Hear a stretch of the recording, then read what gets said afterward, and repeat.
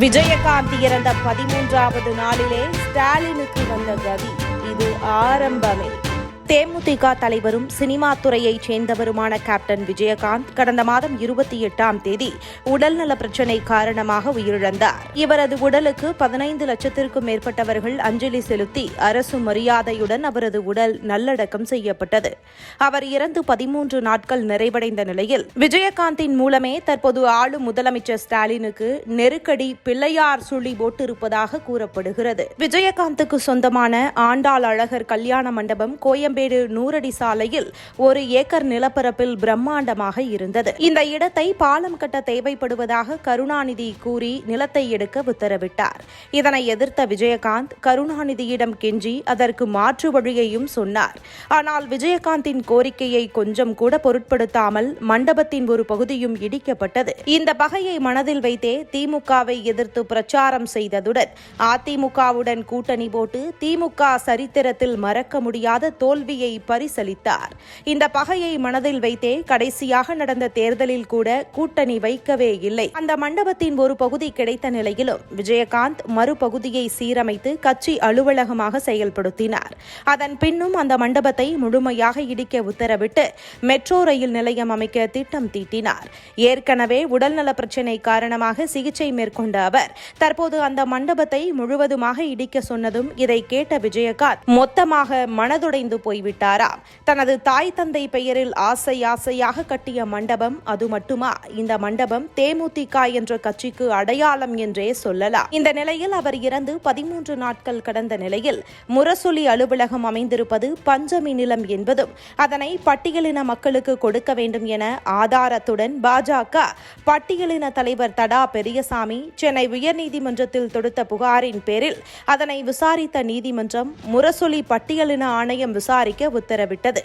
ஏற்கனவே திமுக தரப்பில் RS பாரதி அந்த வழக்கை விசாரிக்க தடை கோரி மனு தொடுத்தார். அந்த மனுவை நீதிமன்றம் தள்ளுபடி செய்து உத்தரவிட்டது. இதே திமுகவிற்கு பெரிய சறுக்கலாக அமைந்தது. இதற்கெல்லாம் ஒரே காரணம், விஜயகாந்தை அப்போது முதலமைச்சராக இருந்த கருணாநிதி செய்த துயரமே இப்போது விஜயகாந்த் மறைந்த பிறகு ஸ்டாலின் அந்த பழிச்சுமையை அனுபவிக்க போகிறார். அது முரசொலி அலுவலகத்தில் இருந்து ஆரம்பிக்க போகிறது. விஜயகாந்த் இறந்து 13வது நாளிலேயே பெரிய அடி ஸ்டாலினுக்கு விழுந்துள்ளது என அரசியல் விமர்சகர்களால் விமர்சிக்கப்பட்டு வருகிறது.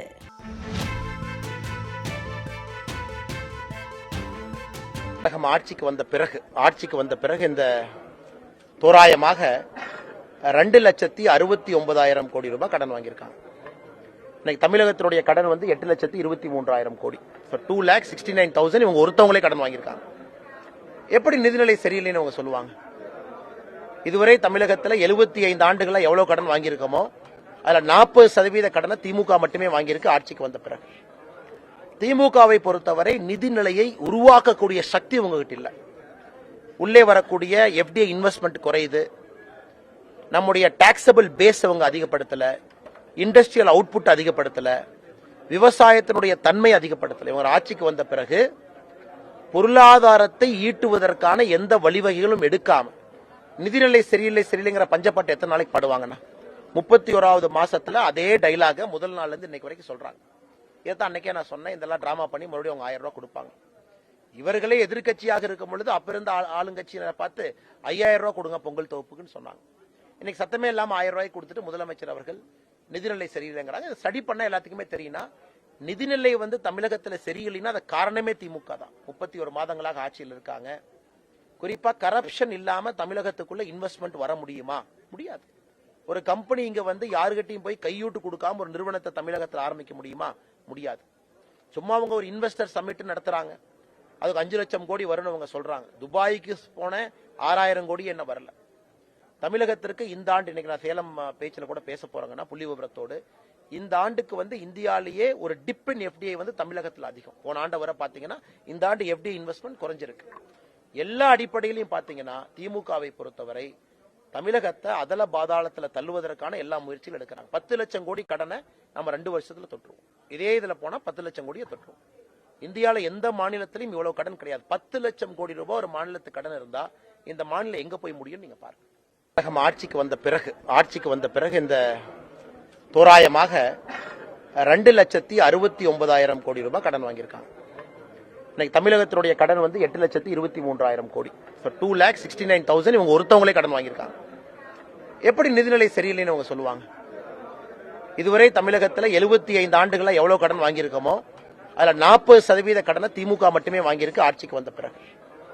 திமுகவை பொறுத்தவரை நிதிநிலையை உருவாக்கக்கூடிய சக்தி உங்ககிட்ட இல்ல.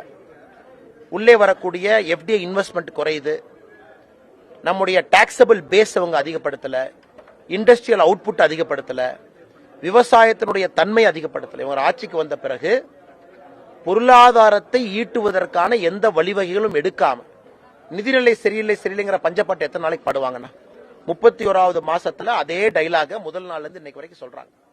ஏதான் அன்னைக்கே நான் சொன்னேன், இதெல்லாம் டிராமா பண்ணி மறுபடியும் அவங்க 1000 ரூபாய் கொடுப்பாங்க. இவர்களே எதிர்கட்சியாக இருக்கும் பொழுது அப்ப இருந்த ஆளுங்கட்சியினரை பார்த்து 5000 ரூபாய் கொடுங்க பொங்கல் தொகுப்புக்குன்னு சொன்னாங்க.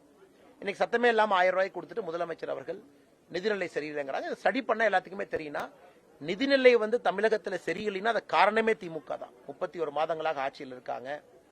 குறிப்பா கரப்ஷன் இல்லாம தமிழகத்துக்குள்ள இன்வெஸ்ட்மெண்ட் வர முடியுமா? முடியாது. ஒரு கம்பெனி இங்க வந்து யாருகிட்டையும் போய் கையூட்டு கொடுக்காம ஒரு நிறுவனத்தை தமிழகத்தில் ஆரம்பிக்க முடியுமா? முடியாது.